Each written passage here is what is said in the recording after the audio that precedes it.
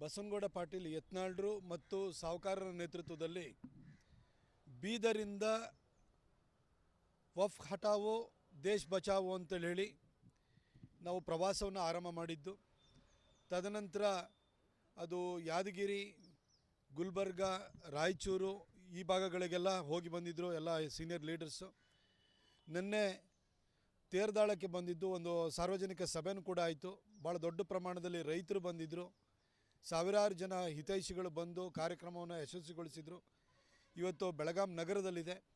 ಈ ಒಂದು ಸಭೆಯನ್ನು ಕೂಡ ಬಸನಗೌಡ ಪಾಟೀಲ್ ಯತ್ನಾಳ್ರು ಮತ್ತು ರಮೇಶ್ ಜಾರಕಿಹೊಳಿ ಅವರ ನೇತೃತ್ವದಲ್ಲಿ ಮಾಡ್ತಾಯಿದ್ದೀವಿ. ನಾವೆಲ್ಲ ಬಂದಿದ್ದೀವಿ. ರೈತರು ಭಾಳ ದೊಡ್ಡ ಸಂಖ್ಯೆಯಲ್ಲಿ ಬಂದು ತಮಗೆ ಆಗ್ತಾ ಇರುವಂಥ ಅನಾನುಕೂಲ, ವಫ್ನ ಕಬಳಿಕೆ ನೀತಿಯಿಂದ ಆಗ್ತಾ ಇರುವಂತಹ ತೊಂದರೆಯ ಬಗ್ಗೆ ನಮಗೆ ಸ್ಥಳದಲ್ಲೇ ಬಂದು ಮಾಹಿತಿನ ಕೂಡ ಕೊಡ್ತಾ ಇದ್ದಾರೆ. ಕಾರ್ಯಕ್ರಮವನ್ನು ಕೂಡ ಯಶಸ್ವಿಗೊಳಿಸ್ತಾ ಇದ್ದಾರೆ. ಇವತ್ತು ಬೆಳಗಾಂನಲ್ಲಿ ಒಂದು ದೊಡ್ಡ ಕಾರ್ಯಕ್ರಮವನ್ನು ನಾವು ಇಂಡೋರ್ನಲ್ಲಿ ಮಾಡ್ತಾಯಿದ್ದೀವಿ. ಸರ್, ಈಗ ವಿಜಯೇಂದ್ರ ಅವರು ಡೆಲ್ಲಿಯಿಂದ ವಾಪಸ್ ಬಂದಿದ್ದಾರೆ. ಯತ್ನಾಳ್ ಟೀಮ್ ವಿರುದ್ಧ ಯಾವುದೇ ದೂರು ಕೊಟ್ಟಿಲ್ಲ ಅಂತ ಹೇಳಿ ಸ್ಪಷ್ಟನೆ ಕೊಟ್ಟಿದ್ದಾರೆ. ಇದು ಈಗ ಹೋರಾಟ ನಡೀತಾ ಇರುವಂಥದ್ದು ವಫ್ನ ಕಬಳಿಕೆ ನೀತಿ ವಿರುದ್ಧ. ವಿಜಯೇಂದ್ರ ಅವರು ನಮ್ಮ ರಾಜ್ಯಾಧ್ಯಕ್ಷರು.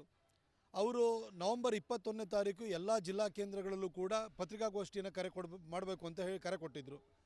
ಪತ್ರಿಕಾಗೋಷ್ಠಿಯನ್ನು ಮಾಡಿದ್ದೀವಿ. ಅದಾದ ನಂತರ ನವಂಬರ್ 22ನೇ ತಾರೀಕು ಎಲ್ಲ ಜಿಲ್ಲಾ ಕೇಂದ್ರಗಳಲ್ಲೂ ಕೂಡ ಬೃಹತ್ ಪ್ರತಿಭಟನೆ ಆಗಬೇಕು, DC ಕಚೇರಿಗೆ ಮುತ್ತಿಗೆ ಹಾಕಬೇಕು ಅಂತ ಕರೆ ಕೊಟ್ಟಿದ್ದರು. ನಾನು ಕೂಡ ಕೊಡಗಿನಲ್ಲಿ ಭಾಗಿಯಾಗಿದ್ದೆ. ಎಲ್ಲ ಕಡೆಯೂ ಕೂಡ ಕಾರ್ಯಕ್ರಮ ಯಶಸ್ವಿಯಾಗಿ ಆಗಿದೆ. ಈ ಭಾಗದಲ್ಲಿ ವಿಜಾಪುರದಿಂದ ಬಸನಗೌಡ ಪಾಟೀಲ್ ಯತ್ನಾಳ್ರು ಅಹೋರಾತ್ರಿ ಧರಣಿಯನ್ನು ಮಾಡಿ ಸ್ಥಳಕ್ಕೆ JPC ಚೇರ್ಮನ್ನು ಜಗದಾಂಬಿಕಾ ಪಾಲ್ ಅವ್ರನ್ನ ಕರೆಸಿ, ಕೇಂದ್ರ ಸಚಿವೆಯಾಗಿರುವಂಥ ಶೋಭಾ ಕರಂದ್ಲಾಜೆಯವ್ರನ್ನೂ ಕೂಡ ಕರೆಸಿ, ಪ್ರಹ್ಲಾದ್ ಜೋಶಿಯವರು ಪ್ರತಿಯೊಬ್ಬರನ್ನು ಕೂಡ ಕರೆಸಿ ಒಂದು ಯಶಸ್ವಿ ಹೋರಾಟವನ್ನು ಮಾಡಿದರು. ಈ ಭಾಗದಲ್ಲಿ ಸಾಕಷ್ಟು ಕಡೆಯಿಂದ ಜನರಿಂದಲೇ ಮನವಿ ಬಂದ ಕಾರಣಕ್ಕೋಸ್ಕರವಾಗಿ ಯತ್ನಾಳ್ರು, ಸಾಹುಕಾರರು ಈ ಭಾಗದಲ್ಲಿ ಹೋರಾಟವನ್ನು ಕೈಗೆತ್ತಿಕೊಂಡಿದ್ದಾರೆ. ಇದು ಒಟ್ಟಾರೆ ಇದು BJP ಹೋರಾಟ. ಇದು ಯಾವುದೇ ವ್ಯಕ್ತಿಯ ವಿರುದ್ಧ ಹೋರಾಟ ಅಲ್ಲ. ವಿಜೇಂದ್ರ ಅವರು ಇರ್ಬೋದು, ಅಥವಾ ಯತ್ನಾಳ್ರು ಇರ್ಬೋದು, ಸಾಹುಕಾರರು ಇರ್ಬೋದು, ಅಥವಾ BJP ಯಾವುದೇ ಕಾರ್ಯಕರ್ತ ಇರ್ಬೋದು, ನಮ್ಮೆಲ್ಲರ ಗುರಿ, ಉದ್ದೇಶ, ಸಂಕಲ್ಪ ಅನ್ನೋದು ವಫ್ನ ಕಬಳಿಕೆ ನೀತಿ ಏನಿದೆಯಲ್ಲ ಅದಕ್ಕೆ ತಡೆ ಹಾಕಿ ನಮ್ಮ ರೈತರ ಭೂಮಿಯನ್ನು ಉಳಿಸ್ಕೊಳ್ಳುವಂಥದ್ದು ನಮ್ಮೆಲ್ಲರ ಗುರಿ ಉದ್ದೇಶವಾಗಿದೆ. ಹಾಗಾಗಿ ಇದರಲ್ಲಿ ಏನು ಅಪಸ್ವರಕ್ಕಾಗಲಿ ಅಥವಾ ಇಲ್ಲಿ ಅಭಿಪ್ರಾಯ ಭೇದಕ್ಕಾಗಲಿ ಅವಕಾಶನೇ ಇಲ್ಲ. ಇಲ್ಲಿ ರೇಣುಕಾಚಾರ್ಯ ಟೀಮ್ ನಿಮ್ಮ ವಿರುದ್ಧ ವಾಗ್ದಾಳಿಯನ್ನು ಮಾಡ್ತಾ ಇದೆ, ನೀವು ಹೊರಗೆ ಹಾಕಿ ಪಕ್ಷದಿಂದ ಉಚ್ಚಾಟನೆ ಮಾಡಿ ಅಂತ ಹೇಳಿ. ನಾನು ನೆನ್ನೆನೂ ಕೂಡ ಹೇಳಿದ್ದೆ, ಈ ಅಪ್ರಸ್ತುತ ವ್ಯಕ್ತಿಗಳು ಜನರಿಂದ ತಿರಸ್ಕೃತವಾಗಿ ಮೂಲೆ ಗುಂಪಾಗಿರುವಂಥ ವ್ಯಕ್ತಿಗಳ ಮಾತಿಗೆ ಉತ್ತರ ಕೊಡಬೇಕಾದ ಅಗತ್ಯ ಇಲ್ಲ. ಇಡೀ BJP ನಮ್ಮ ರಾಜ್ಯಾಧ್ಯಕ್ಷರ ನೇತೃತ್ವದಲ್ಲೂ ನಡೀತಾ ಇದೆ. ಬೇರೆ ಬೇರೆ ಭಾಗದಲ್ಲಿ ನಮ್ಮ ಜಿಲ್ಲಾ ಪಕ್ಷದ ಸಂಘಟನೆ ಮುಖಾಂತರವಾಗಿ ನಡೀತಾ ಇದೆ. ಇಲ್ಲಿ ಬಸನಗೌಡ ಪಾಟೀಲ್ ಯತ್ನಾಳ್ರು ಸಾಹುಕಾರರು ಮಾಡ್ತಾಯಿದ್ದಾರೆ. ಎಲ್ಲ ಕಡೆಯೂ ಒಟ್ಟಾರೆ ಹೋರಾಟ ನಡೀತಾ ಇರೋದು ವಫ್ ವಿರುದ್ಧವಾಗಿ ಹೋರಾಟ ನಡೀತಾ ಇರೋದು. ಈ ಸರ್ಕಾರದ ಅದರಲ್ಲಿ ವಿಶೇಷವಾಗಿ ಸಿದ್ದರಾಮಯ್ಯನವರ ಹಿಂದೂ ವಿರೋಧಿ ಧೋರಣೆ ವಿರುದ್ಧ ಹೋರಾಟ ನಡೀತಿದೆ. ಹಾಗಾಗಿ ಇಲ್ಲಿ ವೈಯಕ್ತಿಕ ಮೇಲಾಟಗಳಾಗಲಿ ಅಥವಾ ಈ ರೀತಿ ಅಪಸ್ವರದ ಮಾತುಗಳಿಗಾಗಲಿ ಎಲ್ಲಿ ಜಾಗ ಇದೆ? ಯಾಕಾಗಿ ಈ ಥರ ಮಾತುಗಳು ಬರ್ತಾಯಿದೆ ಅಂತ ನನಗಂತೂ ಅರ್ಥ ಆಗ್ತಾಯಿಲ್ಲ. ಡೆಲ್ಲಿಗೆ JPC ಚೇರ್ಮನ್ ಅವರ ಅಪಾಯಿಂಟ್ಮೆಂಟನ್ನು ಕೂಡ ಕೇಳಿದ್ದಾರೆ. ಇಲ್ಲಿ JPC ಚೇರ್ಮನ್ನು ವಿಜಾಪುರಕ್ಕೆ ಬಂದಂಥ ಸಂದರ್ಭದಲ್ಲಿ ಕಮಿಟಿ ಎದುರುಗಡೆ ವಿಟ್ನೆಸ್ ಬಾಕ್ಸಲ್ಲಿ ಬಂದು ಕೂತ್ಕೊಂಡು ನಾವು ಸಾಕ್ಷ್ಯ ಹೇಳಲಿಕ್ಕೆ, ನಮ್ಮ ಜನರ ಪರವಾಗಿ ಧ್ವನಿ ಎತ್ತಲಿಕ್ಕೆ ಅವಕಾಶವನ್ನು ಮಾಡಿಕೊಡ್ತೀವಿ ಅಂತ ಹೇಳಿದ್ದಾರೆ.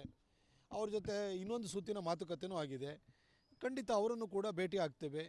ಇದು ಒಟ್ಟಾರೆಯಾಗಿ ನಮ್ಮ ರೈತರ ಭೂಮಿಯನ್ನು ಉಳಿಸ್ಕೊಳ್ಳುವಂಥ ಒಂದು ಹೋರಾಟ ಆಗಿದೆ. ಕೇಂದ್ರದಲ್ಲಿ ಮೋದಿಜಿಯವರು ವಫ್ ಕಾಯ್ದೆಗೆ ತಿದ್ದುಪಡಿ ತರಬೇಕು ಅಂತ ಸುಮಾರು 40 ತಿದ್ದುಪಡಿಗಳಿಂದ ತರೋದಕ್ಕೆ ಸಿದ್ಧತೆ ನಡೀತಾ ಇದೆ. ಈ ಮಧ್ಯದಲ್ಲಿ JPCಗೆ ಟೈಮನ್ನು ಎಕ್ಸ್ಟೆಂಡ್ ಮಾಡಿದ್ದಾರೆ. ಇದನ್ನು ತಿದ್ದುಪಡಿಯನ್ನು ತರ್ತಾರೋ ಅಥವಾ ಕಾಯ್ದೆನೇ ಬರ್ಖಾಸ್ತು ಮಾಡ್ತಾರೋ, ನಾವು ಕಾಯ್ದೆನೇ ರದ್ದು ಮಾಡಬೇಕು ಅಂತ ಹೇಳಿಬಿಟ್ಟು ನಾವು ಕೇಳ್ಕೊಳ್ತಾ ಇದ್ದೀವಿ. ಒಟ್ಟಾರೆ ಮೋದಿಜಿಯವರು ಕೇಂದ್ರದಲ್ಲಿ ಒಂದು ಸೂಕ್ತವಾದ ನಿರ್ಧಾರವನ್ನು ತೆಗೆದುಕೊಳ್ತಾರೆ. ಹಾಗಂತ ನಮ್ಮ ಜನರ ಪರವಾಗಿ ಧ್ವನಿ ಎತ್ತಿ ಜನರ ಅಳಲು ಮತ್ತು ನೋವನ್ನು ಮೋದಿಯವರ ಸರ್ಕಾರಕ್ಕೆ ನಾವು ಮನವರಿಕೆ ಮಾಡಿಕೊಡ್ಬೇಕಾದದ್ದು ನಮ್ಮ ಜವಾಬ್ದಾರಿಯಾಗಿದೆ. ಆ ಜವಾಬ್ದಾರಿಯನ್ನು ನಾವು ಮಾಡ್ತಾಯಿದ್ದೀವಿ. ಡಿಸೆಂಬರ್ 5ಕ್ಕೆ ಹೋಗ್ತೀರಿ ಸರ್?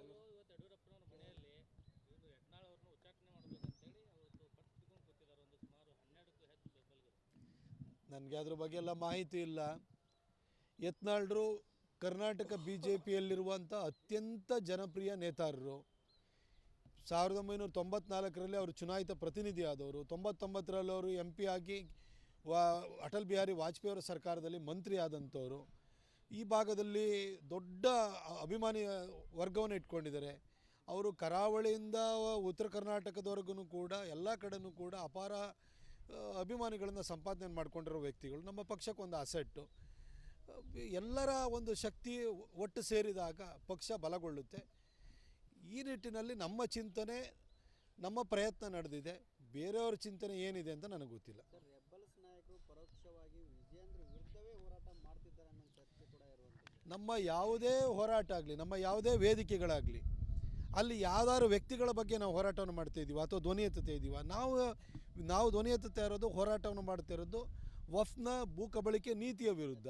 ಪದೇ ಪದೇ ಹೇಳ್ತಾರಲ್ಲ ಸರ್, ವಿಜೇಂದ್ರ ಅವ್ರ ಬಗ್ಗೆ ವಾಗ್ದಾಳಿ ನೋಡಿ ಒಂದು ಅವರ ವೈಯಕ್ತಿಕ ವಿಚಾರ ನಿಲುವುಗಳು ಅದು ಬೇರೆ. ಆದರೆ ಈಗ ನಡೀತಾ ಇರುವಂಥ ಹೋರಾಟ ಅದು ಕೇವಲ ವಫ್ನ ಭೂ ಕಬಳಿಕೆ ನೀತಿಯ ವಿರುದ್ಧಕ್ಕೆ ಸೀಮಿತವಾಗಿದೆ.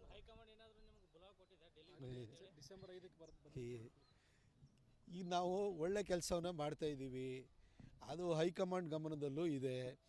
ಇಲ್ಲ ಅಂತಂದರೆ ಇದಕ್ಕೆ ಇಷ್ಟೆಲ್ಲ ಬೆಂಬಲ ಯಾಕೆ ಸಿಗ್ತಾಯಿತ್ತು? ಕೇಂದ್ರ ಸಚಿವೆ ಶೋಭಾ ಕರಂದ್ಲಾಜೆಯವರೇ ಸ್ಥಳಕ್ಕೆ ಬಂದು ಕೂತ್ಕೊಳ್ತಾರೆ, 3 ದಿನ 4 ದಿನ ಅಹೋರಾತ್ರಿ ಧರಣಿಗೆ ಬರ್ತಾರೆ ಅಂತೇಳಿ ಹೇಳಿದರೆ ಇದು BJP ಸಂಘಟಿತವಾದಂಥ ಹೋರಾಟವನ್ನು ಮಾಡ್ತಾಯಿದೆ. ಇಲ್ಲಿ ವ್ಯಕ್ತಿ ಈಗ ಯತ್ನಾಳರು ಕರ್ನಾಟಕದಲ್ಲಿ ಮೋಸ್ಟ್ ಪಾಪ್ಯುಲರ್ BJP ಲೀಡ್ರು. ಹಾಗಂತ ನಾನು ಹೊಟ್ಟೆ ಕಿಚ್ಚು ಪಡ್ಕೊಳ್ಳೋಕ್ಕಾಗುತ್ತಾ? ಅವರು ನಮ್ಮ BJP ಅವರಲ್ವಾ? ಅವರ ಪಾಪ್ಯುಲಾರಿಟಿಯಿಂದ ಲಾಭ ಆಗೋದು ಯಾರಿಗೆ? BJPಗೆ. ವಿಜೇಂದ್ರ ಅವರು ನಮ್ಮ ರಾಜ್ಯಾಧ್ಯಕ್ಷರಾಗಿದ್ದಾರೆ, ಅವರು ಸಂಘಟನೆಯನ್ನು ಮಾಡ್ತಾ ಇದ್ದಾರೆ. ಅದರಿಂದ ಲಾಭ ಆಗೋದು ಯಾರಿಗೆ? BJPಗೆ. ಈಗ ನಾವು ಕೂಡ ಕೈ ಜೋಡಿಸಿ ಎಲ್ಲ ಕಡೆಯೂ ಕೆಲಸ ಮಾಡ್ತಿದ್ವಿ, ಹೋರಾಟವನ್ನು ಮಾಡ್ತಿದ್ವಿ. ಇದರಿಂದ ಪಕ್ಷ ಸಂಘಟನೆ, ಪಕ್ಷ ಬಲಗೊಳ್ಳುವಂಥದ್ದು ಆಗ್ತಾಯಿದೆ. ಇದರಿಂದ ಒಟ್ಟಾರೆ BJPಗೆ ಲಾಭ ತಾನೆ. ಆ ಕೆಲಸವನ್ನು ನಾವು ಅಷ್ಟು ಮಾಡ್ತಾಯಿದ್ದೀವಿ. ಹಂಗೆ ನೋಡಿದ್ರೆ ಕಾಂಗ್ರೆಸ್ನಲ್ಲಿ ಎಲ್ಲರೂ ಒಂದೊಂದು ಬಾಗಿಲು, ಎಲ್ಲರೂ ಒಂದು ಅಂಗಡಿ ಓಪನ್ ಮಾಡ್ಕೊಂಬಿಟ್ಟಿದ್ದಾರೆ. ಇಲ್ಲಿ ಅಲ್ಲೇ ನೀವು ಯೋಚನೆ ಮಾಡಿ, ಪ್ರತಿನಿತ್ಯ ಸಿದ್ದರಾಮಯ್ಯನವರು ಚೇರ್ ಉಳಿಸ್ಕೊಳ್ಳೋದಕ್ಕೋಸ್ಕರ ಇವಾಗೆಲ್ಲ ಸಮಾವೇಶ ಮಾಡೋಕ್ಕೆ ಅಂತ ಹೊರಟಿದ್ದಾರೆ. ಚೇರ್ ಎಳಿಬೇಕು, ಯಾವಾಗ ಹೇಳಿದ್ಬಿಟ್ಟು ಅಲ್ಲಿ ಕೂತ್ಕೋತೀನಿ ಅಂತ DK ಶಿವಕುಮಾರ್ ಅವರು ಕಾಯ್ತಾನೇ ಇದ್ದಾರೆ. ಈ ಮಧ್ಯದಲ್ಲಿ ನಾನೆಲ್ಲಿ ಬಂದು ಆಗಲು ಅಂತ ಸತೀಶ್ ಜಾರಕಿಹೊಳಿ ಅವರು ಯೋಚನೆ ಮಾಡ್ತಾ ಇರ್ತಾರೆ.